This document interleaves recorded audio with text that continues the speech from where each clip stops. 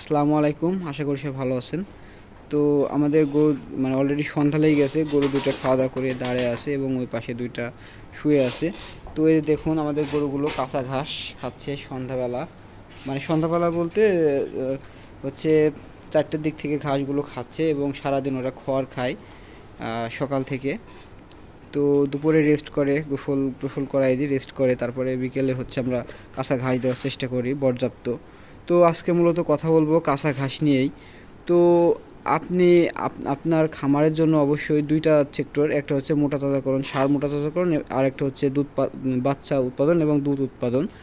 তো এই দুইটার ক্ষেত্রে দুই রকম হতে পারে। অনেক ভাইরা বলে গরু লালন পালন করতে কাঁচা ঘাসের প্রয়োজন নাই।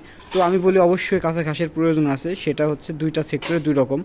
যদি আপনি গাভীর খামার করেন অবশ্যই আপনাকে মানে কাঁচা ঘাসের পর্যাপ্ত মানে কাঁচা ঘাস পর্যাপ্ত রাখতে হবে। কারণ হচ্ছে গাভী যেহেতু দুধ উৎপাদন করে, আপনার গাভীর ক্ষেত্রে কাঁচা ঘাসের অত্যন্ত প্রয়োজন। তা না হলে আপনি কাঁচা মানে গাভী গরুর দুধ উৎপাদন করতে পারবেন না ব্যাপকভাবে। তো এই জন্য সারের ক্ষেত্রে আপনার কাঁচা ঘাসের প্রয়োজন ওইরকমভাবে নাই। আপনি কাঁচা ঘাস দিলেও চলবে, না দিলেও হচ্ছে আপনি সার মোটা তাজা করতে পারবেন, দানাদার খাওয়িয়ে হচ্ছে সার মোটা তাজা করতে পারবেন। সেক্ষেত্রে আপনার কাঁচা ঘাসের প্রয়োজন ওইভাবে প্রয়োজন পড়ে না।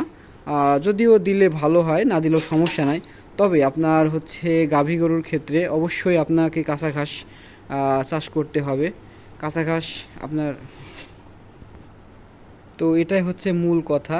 আপনার যদি আপনি কাঁচা ঘাস গাভীকে না দেন, ওর দুধের প্রোডাকশন কমে যাবে। তো কথায় যেমন আছে, গাভীর মুখে কাঁচা ঘাস দুধ পাবেন 12 মাস।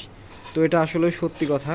গাভীকে আপনি দুধ সে কাঁচা ঘাস দিবেন, পর্যাপ্ত দুধ দেবে এবং আপনার যে বাছুরটি হবে অবশ্যই বাছুরটি সুন্দরভাবে খেতে পারবে। দুধের প্রোডাকশন তখন হচ্ছে ওর খাওয়া দাওয়ার ডিস্টার্ব হবে।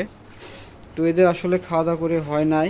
এই দেখুন চায়ের ভিতরে ঘাস আছে, এখন হচ্ছে এরা মূলত দানাদার খাবার চাচ্ছে আর কি। এই যে দেখুন কাঁচা ঘাসগুলো মাশাআল্লাহ অনেক সুন্দর, তারপরে ওরা খাচ্ছে না, এখন হচ্ছে ওদের দানাদার দিতে হবে।